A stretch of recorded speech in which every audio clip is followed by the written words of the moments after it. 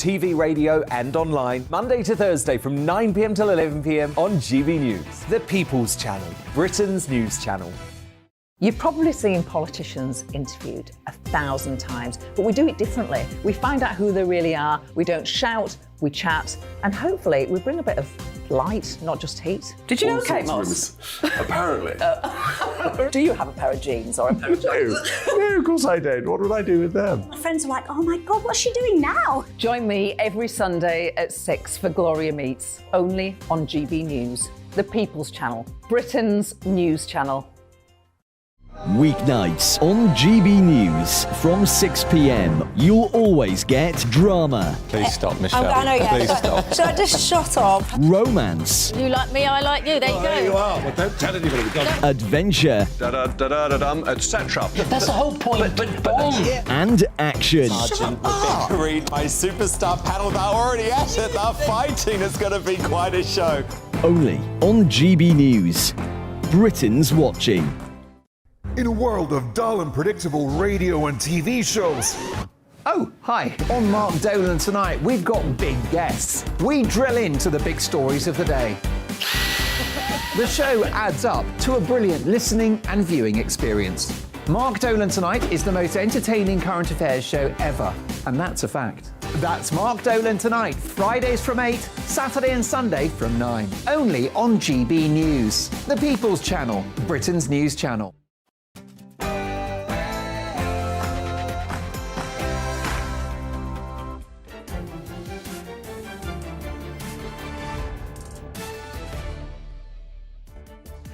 Hello, good evening. It's me, Jacob Rees-Mogg, on State of the Nation tonight. Vindication Station for the Truss Kwarteng mini-budget.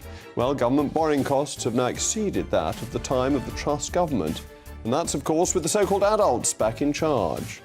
Has the COVID inquiry already demonstrated signs of the wretched bureaucratic groupthink that already plagues politics? Well, it's only a couple of days into its first hearing, and already in a blob-like fashion it is blaming the pandemic on Brexit. Next, we'll be told Baroness Hallett has become Angela Rayner's Chief of Staff. Junior doctors began their three-day round of industrial inaction today, continuing their demands of an absurd 35% pay rise, while disregarding the tens, if not hundreds of thousands of routine appointments that will be affected, as they were during the last round back in April. And a new segment comes to State of the Nation, the Sit Down with Sitwell, specifically William Sitwell. The great British author P.G. Wodehouse has found his novels branded with the scalding hot iron of trigger warnings by Penguin wet wipe publishers, and will also be diving into the question that has seemingly divided the nation, the Aga saga. State of the Nation starts now.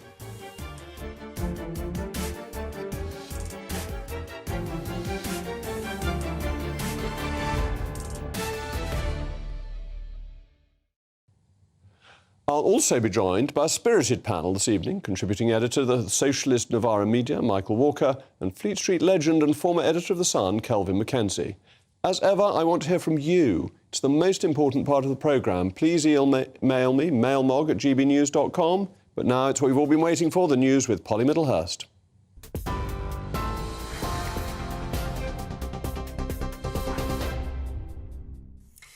Jacob, thank you. Good evening. The main story tonight, a vigil has been held for the victims of yesterday's attacks in Nottingham.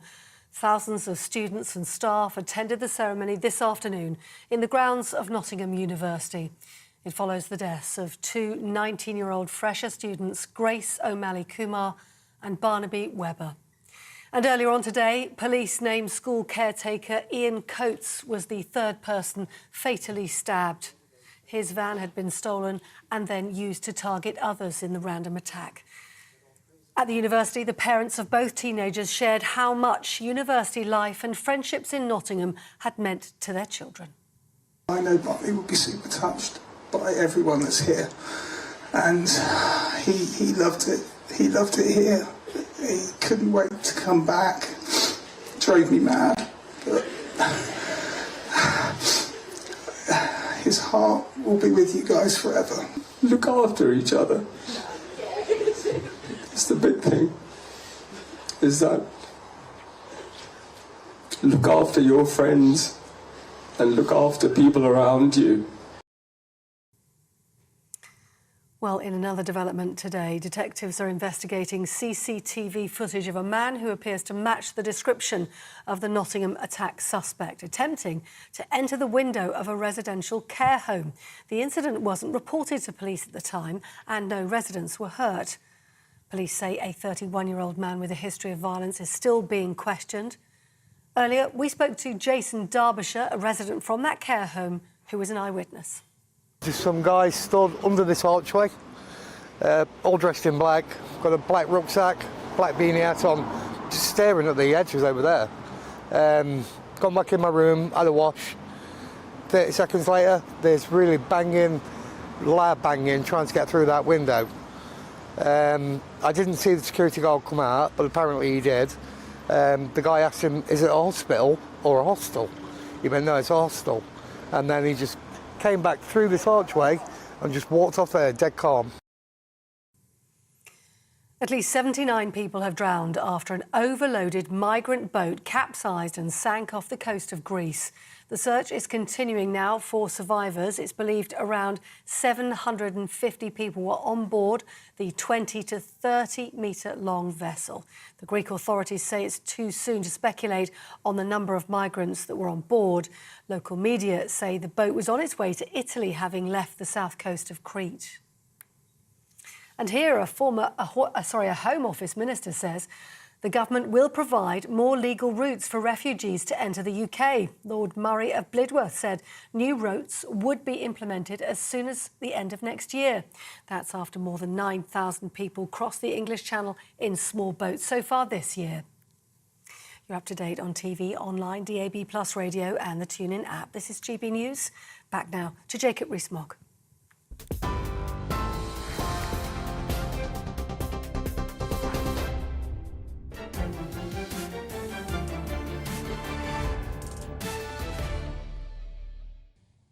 We had been hoping to cover the Privileges Committee Partygate report at some point this week, but it seems to have remained plagued with delays, everything from late submissions to alleged printing problems.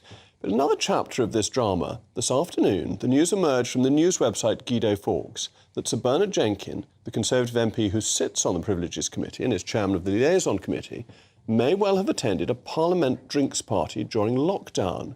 Whilst he denies the allegation, in a discussion with Guido, he said that he didn't recall. Meanwhile, Boris Johnson has stepped in and stated, if this is true, it is outrageous and a total contempt of Parliament, before calling on the member to resign. And he has now written to Harriet Harman to ask her for her view on these stories about Sir Bernard. So who better to have with me to discuss this than the founder of Guido Fawkes, Mr. Paul Staines. Paul, this is quite a story.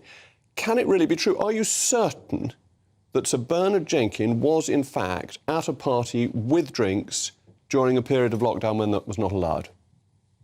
I am certain there was a party. I have a source. And let's go into the background of how we got this story.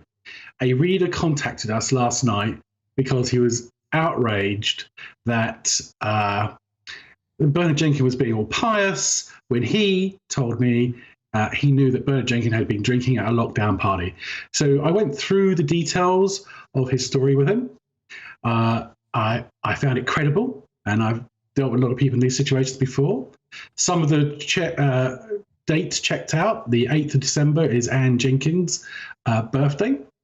I called up Eleanor Lang, who hosted the party, and asked her, did she have an event? She conceded she had an event, which she described as a business meeting. And we talked some detail about it, and you can see the discussion we had on our website. But I asked her specifically, did this business meeting have drinks? And she said she couldn't recall. Now, I think that given my source says it was Anne Jenkins' birthday party hosted by Eleanor Lang, and the date checks out, that is Anne Jenkins' birthday, that perhaps it all hangs together. Now, the reason I think it's credible is because Bernard Jenkin hasn't denied it, nor has Eleanor Lang, nor has any of the other MPs we named. Everyone's gone very quiet, apart from Boris, who is raging. But do we know that Anne Jenkin was there? Because obviously, as the chairman of the Liaison Committee and a deputy speaker, Dame Eleanor and Sir Bernard would have had perfectly routine meetings that would have been allowable under the rules. It may be harder to see why Baroness Jenkins would have been there? Well, apart from that, it was her birthday. There were WhatsApp invites to drinks that went out to people. I'm convinced of that. Have you seen the WhatsApps? I have been read the WhatsApp. OK. Because do you think this affects the inquiry? Does it matter if Bernard has been at a lockdown breaking party or was at one, when the pointed issue of the Privileges Committee is whether Boris Johnson misled Parliament? Well, you're a better judge of parliamentary procedure than I am, but what it does highlight is the sheer hypocrisy of the situation. There was a birthday cake here. If we go back to what this is all boils down to, it goes back to a birthday cake for Boris. I think that we have an analogous situation where there was a birthday cake at a drinks party in Parliament with a member of the very committee that found Boris guilty over this issue, essentially this issue. Well, thank you very much, Paul. I think everyone will be glued to your website, to Guido Fawkes' website, to see if there are any more revelations coming. We'll definitely have more on this tomorrow. In September of last year, the Truss Kwarteng mini-budget set out a bold pro-growth agenda, an agenda upon which Ms Truss was elected. The budget intended to reverse the national insurance increases, remove the corporation tax increase and abolish the top income tax rate. The cuts were to be funded by government borrowing. Subsequently, the cost of government borrowing reached alarming highs, and the narrative emerged that the government, of which I was a part, had crashed the economy.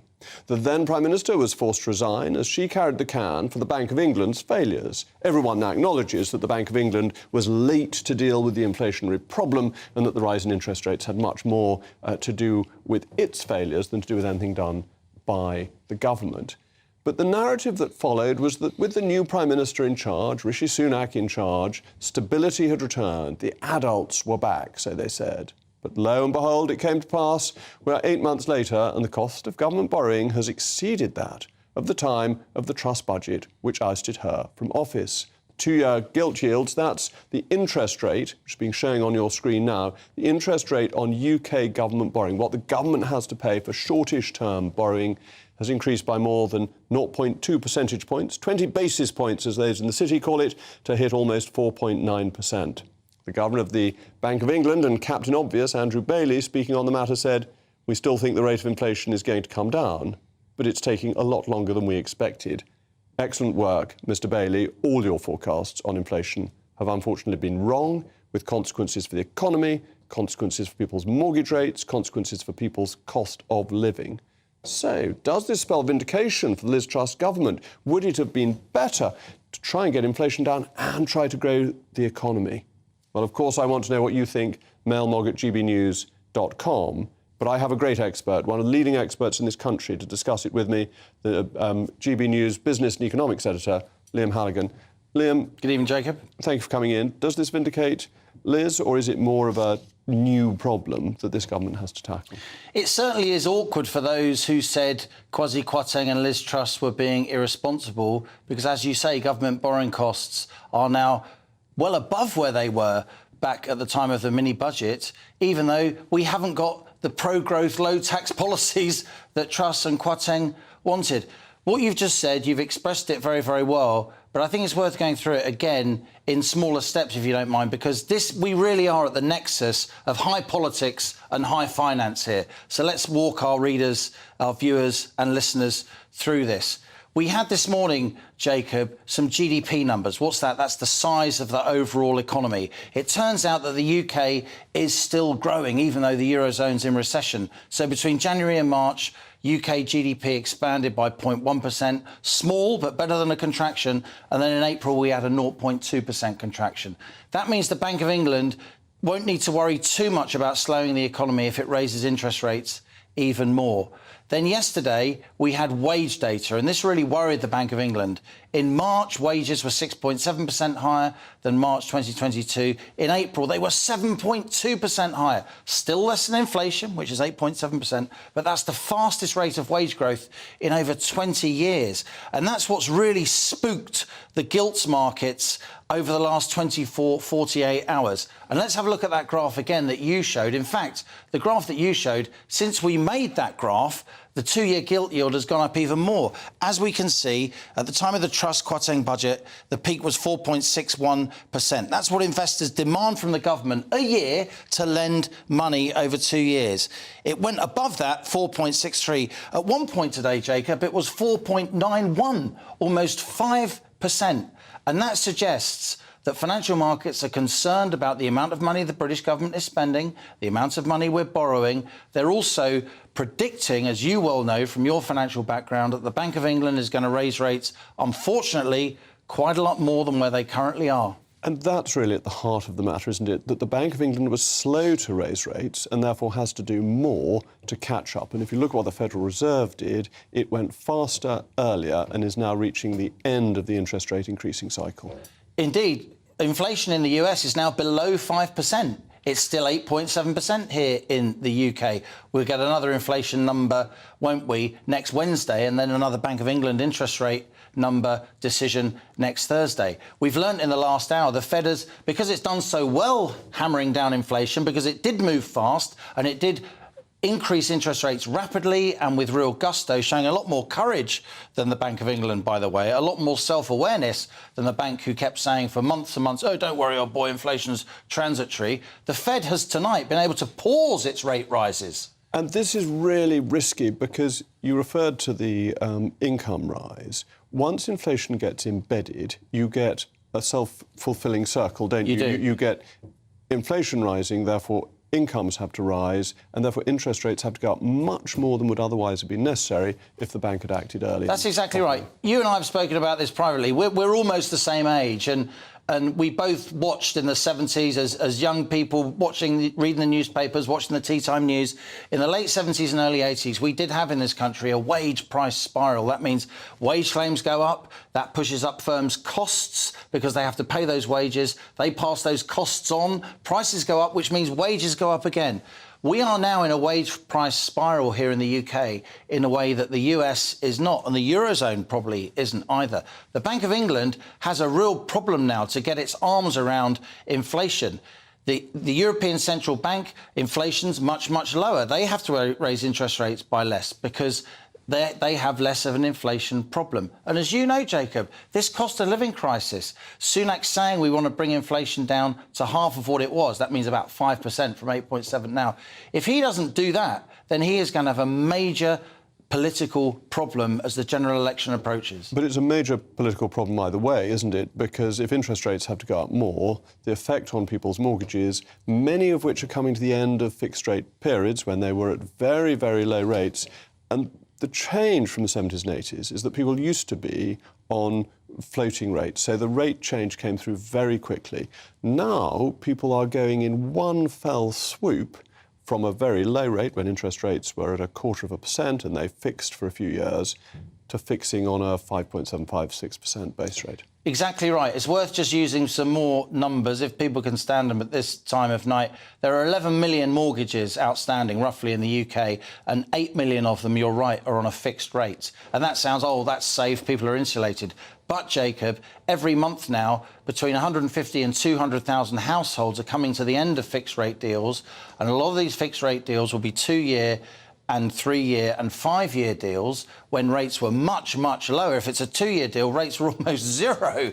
And so people, particularly young people, often young householders with children, people who have stretched themselves to buy a home, to raise a family, we know how difficult that is these days, how unaffordable it is for so many households. They're now going from very, very low rates of interest to 5, 6, 7% rates of interest. Because these numbers that we've been talking about, Jacob, the Bank of England's base rates, the 2-year gilt yield that the government borrows at, these are by definition the lowest interest in the economy. The commercial interest rates that firms and indeed households are faced with are always much, much higher because of the profit margins. They have to pay a premium on that, Indeed. and if this is happening, then you risk the property market, and you've got the private rented sector being hit by law changes, and, of course, interest rates hitting those who have buy-to-let mortgages.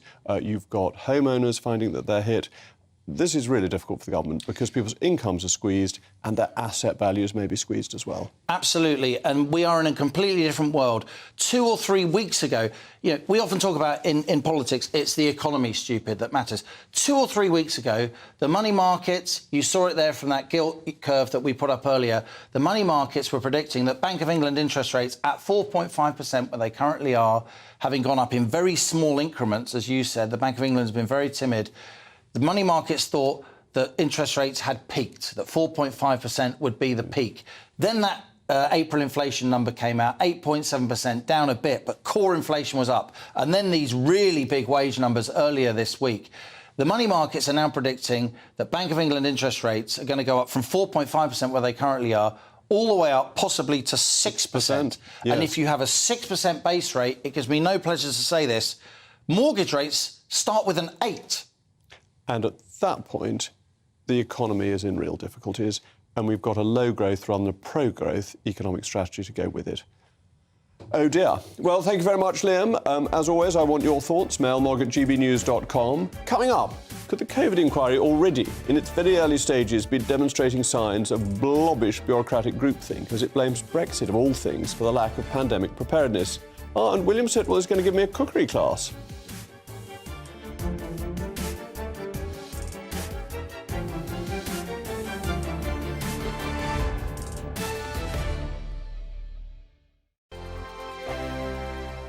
First and foremost, I am a GB News fan, and I was before I was working here. Just love the fact that we're asking the questions that a lot of establishment media won't ask. With a bit of a twist, we not only want to inform you, but we want to keep you entertained. It's worth the drive because you get in and the team's all ready and waiting, they're itching to go, and it's a proper little family. GB News is the People's Channel. It's the audience that makes the programme sing. We're giving our viewers and our listeners a voice. I see the thousands of your letters, tweets, emails, you name it, coming in. Britain is broken. How on earth did we get into this mess? But more importantly, how do we get out of it? The establishment had their chance. Now we're here to represent you. It's time for something different. It's time for GB News. I'm very patriotic. I believe in Britain. Our best days lie ahead. Britain's watching. Britain's watching. Join us here on GB News. The People's Channel. Britain's news channel. I'm Andrew Doyle. Join me at 7 o'clock every Sunday night for Free Speech Nation, the show where I tackle the week's biggest stories in politics and current affairs with the help of my 2 comedian panellists and a variety of special guests. Free Speech Nation, Sunday nights from 7 on GB News, the People's Channel, Britain's news channel. Nightmare commute? Kick it up a gear with me, Patrick Christie's, at drive time, 3 till 6 p.m, Monday to Friday on GB News Radio. You can listen online and on DAB+, on the smart speaker app, and on the GB News app. And if you've got an Alexa, all you have to say is, Alexa, play GB News. We're also on TuneIn and the Radio Player apps. From the school run to rush hour, get revved up with me, Patrick Christie's, on GB News and GB News Radio. What you get for breakfast is something that, if we do our jobs right, you will wake up to news that you didn't know the night before. It's a conversation. It's not just me and Eamon. We want to get to know you, and we want you to get to know us. From 6, it's Breakfast with Eamon and Isabel. Monday to Thursdays on GB News, Britain's news channel. Westminster is going around in ever-decreasing circles, followed by the media. Britain is broken. How on earth did we get into this mess? But more importantly, how do we get out of it?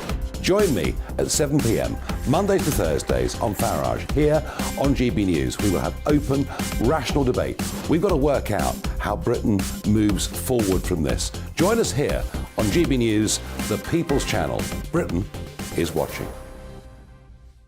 Every Sunday from 11, join Michael Portillo. There will be topical discussion, looking at the week before and the week to come. So kick back and relax at 11 a.m. on Sundays on GB News with me, Michael Portillo. GB News, the People's Channel, Britain's news channel.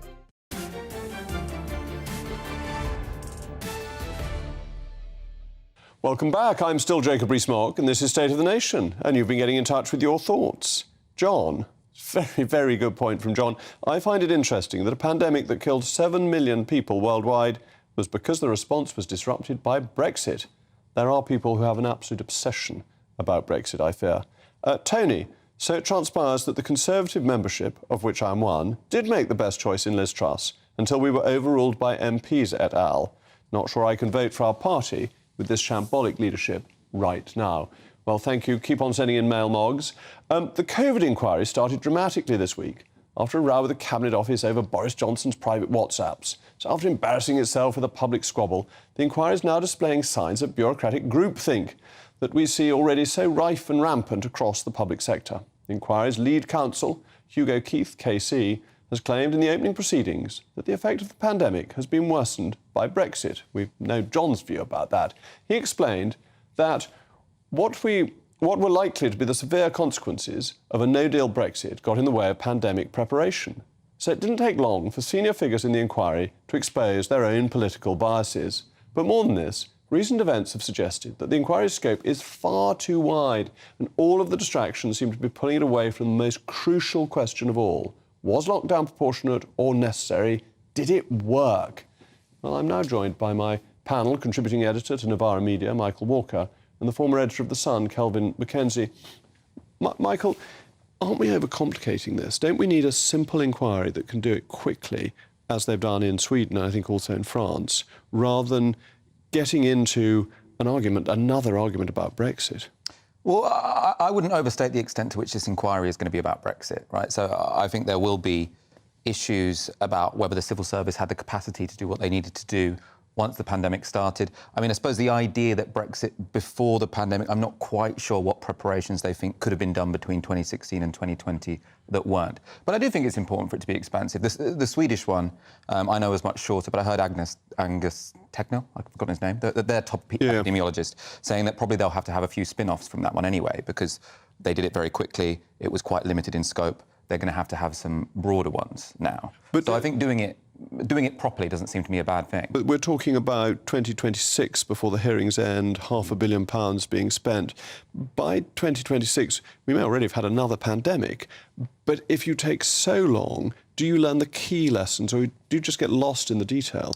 Well, I think there's a trade-off between these things, isn't there? You could do one very quickly, or you can take a long time, people feel more listened to. And I mean, speaking to someone who wrote a book on the Grenfell inquiry, a guy called Peter Apps, really brilliant book. He was saying about the Grenfell inquiry, some of the victims, or the families of the victims, I suppose, of the Grenfell fire, do think it's taken too long. But one thing you can say about it is it does seem to have got to the truth. The fact that you had so much legal representation, that you had so many people giving evidence, does feel like that report is going to be the definitive account of what happened. And I would hope we can say the same thing about the COVID. So, Kelvin, is that a perfectly reasonable argument, that we will have all the details, but will we also have something we can learn from? Do you know what? The idea that they say it'll be 3 years, I mean, I saw the Grenfell people were complaining it's 6 years on now, and they still haven't really got anywhere, to be frank. So the report, I don't know, has a question mark over it. I'm against the length of time. I'm against, and somehow I think it's political, that this, because they know that width equals time, and that by the time 3 or 4 years have passed, and then you're going to have a report. I have no idea what size this report's going to be, and actually, what on earth is it likely to be the detail that tells us, right? Did it tell us that there was incompetence of a spectacular fashion at the top, or will it actually say, actually, there was one thing that we did completely wrong, and if this happens again, for instance, we take lockdown, we won't do it. And what I worry about is it'll be boom, boom, boom, boom, and the actual... I hesitate to think how big the appendix is going to be, let alone what the evidence is. And it's what's also clear from the attitude of the presiding judge on this is that she wants the fight. Over what? Over what? What are we genuinely going to learn? And preparedness is a difficult question, because everyone said beforehand that we were the best prepared country in the Western world, but that turned out to be for a flu pandemic. It's very hard to be well prepared for a pandemic you've never experienced before. Yeah, I take your point, and let's keep our fingers crossed that this isn't coming our way again, and we will have learned a whole load of things.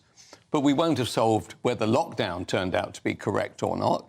And we will also find out, is it appropriate to be kicking out prime ministers who are celebrating a glass of wine with their closest colleagues? You know, I don't think so. And is it a mistake, Michael, in reports of this kind to play the blame game rather than perhaps the airline approach to establish what actually happened? And hasn't that been the best model for making things better in future? Well, I don't think there is a suggestion that this is going to be about a blame game. I mean, obviously, if you set out what's happened, I think there'll be plenty of examples of when people see the reality of the decisions Boris Johnson did or didn't make, they're going to be very angry about them, right? But you can't force people not to have a judgmental opinion about someone that they think is responsible for lots of people dying. But I mean, I suppose in terms of the length of it, I know that this is going to come out in modules. They're going to talk about preparedness. And I take the point that, you know, in certain rankings, Britain did seem as if it were prepared for a pandemic. And we couldn't predict that, you know, that it was going to be the coronavirus. But there are many things that you can do in government which means that you are just more prepared for unexpected circumstances. So, for example, I think what the pandemic showed was the big mistake of efficiency savings throughout the 2010s, this idea that unless you are working at full capacity all the time, something's being wasted. So that's how we ended up with an NHS which ended up being very close to collapsing without any spare capacity. Then the moment an unexpected phenomenon comes around, it falls over. So that's why I think it's good to have some slack in our public services. Come on, let's be honest. 220,000 people had word COVID written on their death certificate. I mean, I can't imagine what kind of organisation we could have, and especially, by the way, if my family's events are anything to go by, especially something like COVID coming on, nobody can deal with events of that scale. I mean, it's the equivalent of an H-bomb going off in London and then complaining about why you're clean. But I take a different lesson from what Michael was saying. It's that we need to have an NHS that is there for us rather than us being expected to adjust our behaviour for the NHS, because the whole early COVID policy was directed about how do you protect the NHS. It's not the point of a National Health Service. But that wasn't, I think, you know, there was a messaging issue there, but the idea that we are staying in our homes to protect the NHS wasn't because of this abstract organisation that was the NHS. It was because what the modellers had seen was that if we let the virus spread around, then it would be very difficult for anyone else to get healthcare because the hospitals would be at full capacity with people dying of COVID. And the modellers unfortunately turned out to be very wrong. But thank you to my panel. Coming up, the junior doctors have begun their 3 days of collective inaction with thousands of routine care appointments cancelled. Will people die because of the absence of the doctor? Plus, our new segment of the show, a sit-down with Sitwell, William Sitwell specifically. I'll be asking him who said the right-on was a tubby little chap who looked as if he had been poured into his clothes and had forgotten to say when.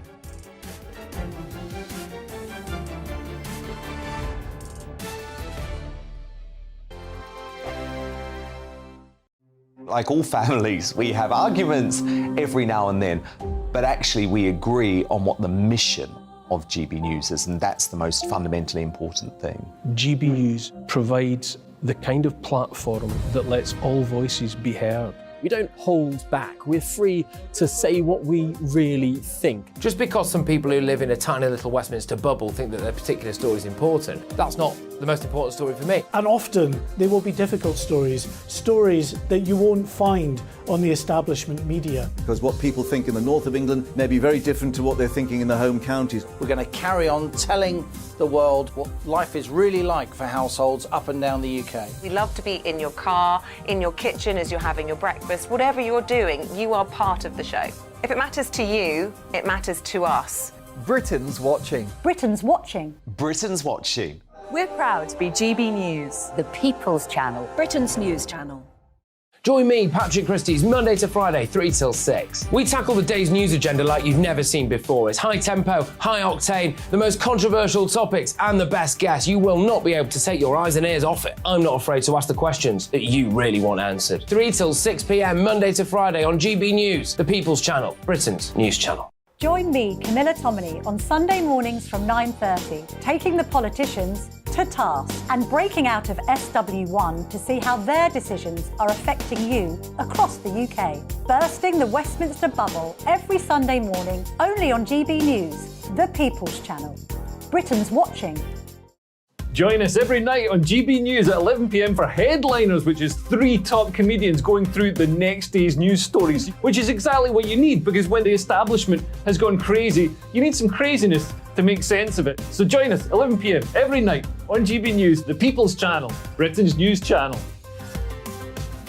Hi, I'm Dan Wootton. You can watch me live on GB News Monday to Thursday from 9 p.m. And did you know that you can also watch and listen live on our website, gbnews.com? You'll always be up to date on the latest breaking news, as well as enjoying the best stories, opinions and shows. You can even join the debate under our live player as you're watching. So head straight to gbnews.com on TV, radio and online. GB News, Britain's news channel. So Jubes and Kerr, we tackle the issues of the day with real, robust debate, both sides of the fence, battling it out with me in the middle with my forthright opinions and views. And often really interesting things happen because you start with a position and then by the end of the debate you find actually, I might not have thought about that one. What we need in this country is 2 new political parties. You should maybe think about doing a 2024 calendar. I'm Michelle Dewberry and I'm keeping you company right through until 7 o'clock this evening. GB News, the People's Channel, Britain's watching.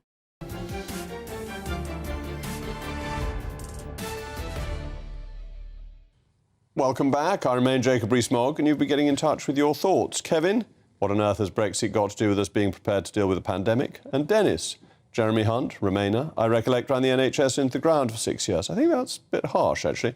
The stockpile of PPE was 5 years old and out of date when the pandemic began. Similar storyline unfolding with the economy. Not sure I agree with that, but moving on. Today marked the beginning of the junior doctors' 72-hour walkout, as NHS chiefs are warning that 200,000 appointments could be cancelled. As the BMA continues its pursuit of a 35% pay rise, the NHS bosses are very wary of the administrative chaos, but also, and more importantly, the risk to patient safety over the next 3 days. But while urgent and emergency care will continue, the health chiefs are still offering advice on how to cope with the warm weather, urging elderly Britons not to spend too long in the sun. NHS England National Medical Director Sir Stephen Powis spoke on the matter this morning and has urged Brits to play their part and to be sensible in the sun, as if we're completely stupid. Otherwise translated, stay indoors, protect the junior doctors. Still with me, my inimitable panel, contributing editor to Novara Media, Michael Walker, and former editor of The Sun, Kelvin Mackenzie. Kelvin, you're going to stay inside so that you don't get sunstroke? Well, if you've got this amount of hair, you have to take that on board when the sun turns up. But on the serious issue of the doctor's strike, I find it unbelievable that we can have this conversation and that we can have this conversation, by the sound of it, for another year and has been going on for a few months now.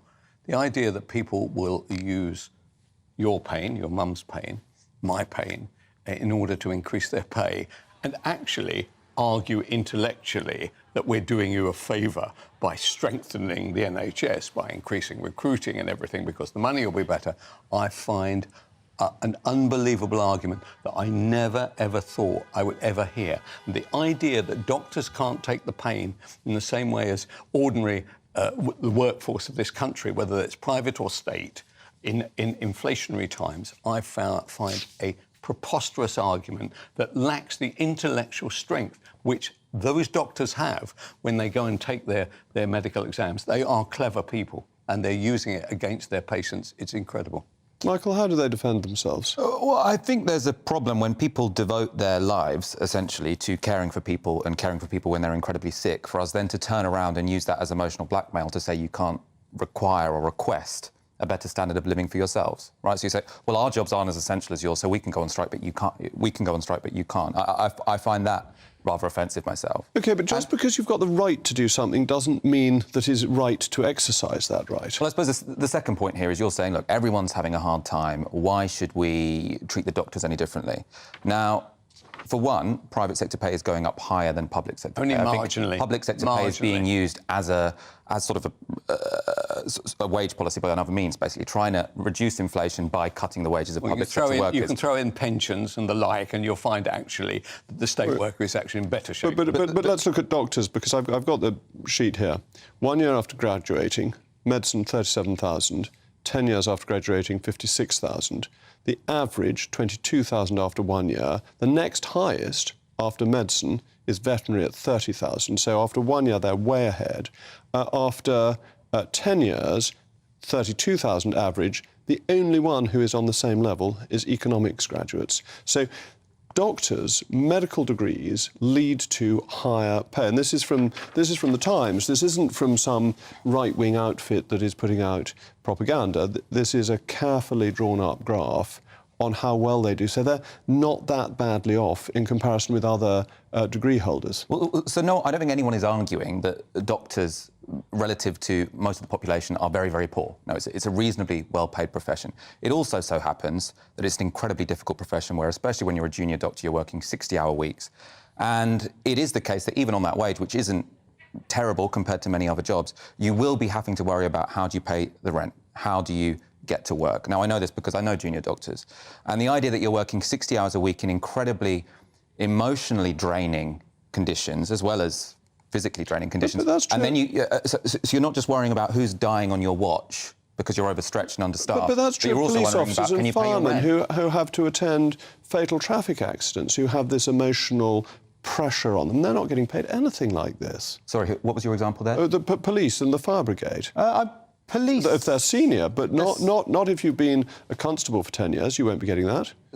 Or if you've been a fireman for 10 years. So I suppose one way of looking at this, I'm on here because I'm left-wing, you guys are on here because you're right-wing. Now, you'll often argue that people in the city should be able to get a decent wage because that attracts them there so that they don't go to the United States. Without striking. Why do we have to pay politicians well so that the best and the brightest go into politics? When it comes to doctors, we seem to expect that one of the most important jobs in the country, we can cut their wages by 25% and hope they don't notice. Why are medical schools massively oversubscribed if the wages aren't high enough? Well, actually, we do need to increase the place. I agree with that, but they're oversubscribed because people think these wages are the market rate. They're happy with that. Well, I think when people... But I mean, that's one of the things that trade unions are for, right, is to say, we want to be able to demand more. Look, I do get that. I do understand that's what the unions And I think that's good. It's good to have collective power among It's the idea that when you're workers. a doctor, you will actually throw in the nuclear bomb into this, which is what we have at the moment, and with no particular sign of it ever being not being settled. Are you saying that you don't really mind the fact that, for instance, a member of your family or my family or anybody's family, right, is actually going to be damaged in a serious manner? Right, so, for instance, the train strike, go on strike. I hate them for doing it, right? Actually, I make a choice. I don't have to go that way. I can go another way. I can be cunning. I can be clever.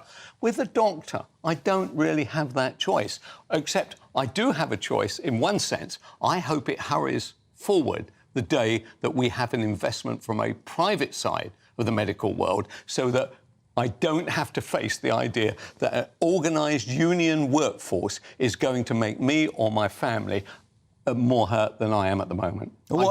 I don't want that, and therefore I'd like to see another form. And do you know what would happen? The doctors would earn more money. That's the incredible aspect. If we had private investment from America... As it's 2-1, I'm going to give Michael the last word. So what I'd say is that an organised workforce is actually quite a good thing. It's what gave us the weekend. It helps people have wages which are rising, which they're not, by the way, at the moment, partly because trade unions have been weakened over the past 30 years. That was a bad thing. I think also we should recognise that doctors work incredibly hard, and I can't see how it's reasonable for a government to think we can cut their wages by 25% and there won't be any consequences. OK. Well, I thought it was Maggie Smith who gave us the weekend in Downton Abbey, but never mind. Thank you to my panel. Coming up, it's the moment you've all been waiting for, the Sit Down with Sitwell, on the question that has seemingly divided the nation, the Aga saga. I'll also be asking him why you can't be a successful dictator and design women's underclothing. Odds fit.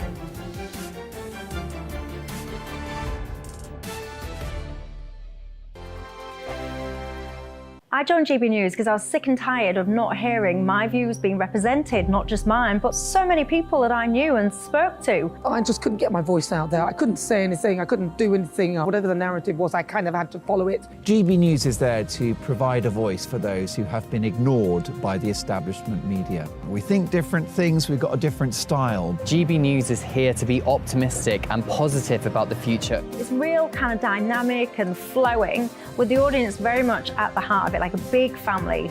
Here at GB News, we talk about the things that matter to you. Hearing the voices from right across our towns and cities, especially our towns. All sides of the argument represented with a heavy dose of opinion. We're on a mission here to make a difference. And the GB News family really is here for you, and whatever time of day you can watch or listen. Britain's watching. Britain's watching. We're proud to be GB News, The People's Channel. Britain's news channel. Monday to Thursday, 9 p.m. till 11 p.m. Join me, Dan Wootton. I'll bring you the sharpest takes and hottest debates. Do you not believe in prison? I don't believe in prisons. I'm completely Right. stunned. I guarantee you there'll be no spin, no bias, no censorship, I actually was personally quite offended by it. and no reason to go to bed. So I guess they've always been quite woke. That's Dan Wootton tonight on TV, radio, and online. Monday to Thursday from 9 p.m. till 11 p.m. on GB News, the People's Channel, Britain's news channel. You've probably seen politicians interviewed 1,000 times, but we do it differently. We find out who they really are, we don't shout, we chat, and hopefully we bring a bit of light, not just heat. Did you know Kate Moss? Apparently. Do you have a pair of jeans or a pair of jeans? No, of course I don't. What would I do with them? My friends are like, oh my God, what's she doing now? Join me every Sunday at 6 for Gloria Meets, only on GB News, the People's Channel, Britain's news channel. Weeknights on GB News from 6 p.m. You'll always get drama, Please stop, Michelle. I know, yeah. Please stop. Should I just shut up? romance, You like me, I like you. There you go. There you are. Well, don't tell anybody. adventure, Etc. That's the whole point. and action. Sergeant Rebecca Reed, my superstar panel, they're already at it, they're fighting. It's going to be quite a show. Only on GB News. Britain's watching. In a world of dull and predictable radio and TV shows, Oh, hi. On Mark Dolan tonight, we've got big guests. We drill into the big stories of the day. The show adds up to a brilliant listening and viewing experience. Mark Dolan Tonight is the most entertaining current affairs show ever, and that's a fact. That's Mark Dolan Tonight, Fridays from 8, Saturday and Sunday from 9. Only on GB News, the People's Channel, Britain's news channel.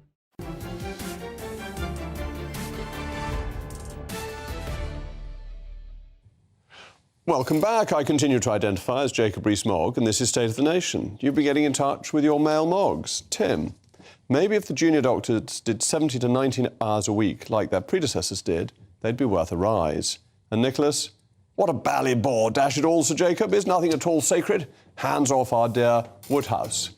Well, Penguin publishers, not the pick up a penguin type, but the publishers, recently made the silly decision to include what has been dubbed a trigger warning at the beginning of new editions of P.G. Wodehouse's legendary tales of Jeeves and Worcester. In the spirit of P.G. Wodehouse politeness, they rather bluntly rejected the idea of it being a trigger warning and corrected us, saying it was a, quote, contextual note, unquote. Well, I'm now joined by P.G. Wodehouse admirer William Sitwell. William, thank you so much for joining me from your book-lined study that looks as if Sir Watkin Bassett would be comfortable there. Are you in favour of these trigger warnings? No, not at all. I mean, the sort of people who would enjoy P.G. Wodehouse don't need a warning such as this. He was a great artist. He was one of the great writers of the 20th century. People like him and Evelyn Waugh, they don't need warnings. What they need is encouragement. People just need any opportunity that there is possible to read them. And there is no greater writer, I think, in the history of literature who can move people in and out of rooms better than P.G. Wodehouse. The comedy aside, he is such a great artist because of the way that he brings colour and clarity and brevity, his use of the English language. And to issue any kind of warning other than just to say you're in danger of laughing yourself to death is trivial, is ridiculous. I rather agree with that. It needs a warning that you may laugh out loud in a public place and people will think you're a bit potty. That's the one warning it does need. But there was an excellent piece in The Telegraph by, I think, Michael Deacon, saying that if you're buying a book that was written in the 1920s, you know before you buy it that it's going to have different views and different values from those of 2023. Yes, in fact, I was talking about this at the weekend because it's 100 years since Edith Sitwell, my great aunt, performed Facade, which is what I call early white rap. It's poetry spoken to music. And people think these days it should come with trigger warnings because the language and some of the circumstances described might upset some people, some of the words and so on. But we're talking about something that came out 100 years ago. And I think it's always good to read around the subject. The more you know about a writer, the more you know about the context, the more that you'll enjoy it. So, I would love to go and hear lectures on P.G. Wodehouse, although I have to say, I'm always less interested in the writer than his art. And I think you can sometimes go down a rabbit hole worrying about the individual who crafted a piece of writing, and people often find they have problems with P.G. Wodehouse themselves. And I think that's, again, irrelevant, because what is relevant is the beauty of his art. And one of the great things about the beauty of Wodehouse's art is that it draws on the greatest English writers. So there are all the quotations I know from Shakespeare really come from reading P.G. Wodehouse, and likewise from the King James Bible. Those were two of his greatest sources, which he then weaves in to comedy. It is an incredible achievement and such fun as well. And this is what's boring about Penguin, is they want to take the fun out of it. There is no writer that I've ever came across who can describe a bar and how an individual can be drawn into a bar because of a barman and the idea of a drink. There is no writer in the English language who describes the weather so beautifully. I mean, the sun is always shining, the birds are always tweeting, grand houses always look beautiful, the gossip, the intrigue is always there, the machinations between staff and the crazy toffs.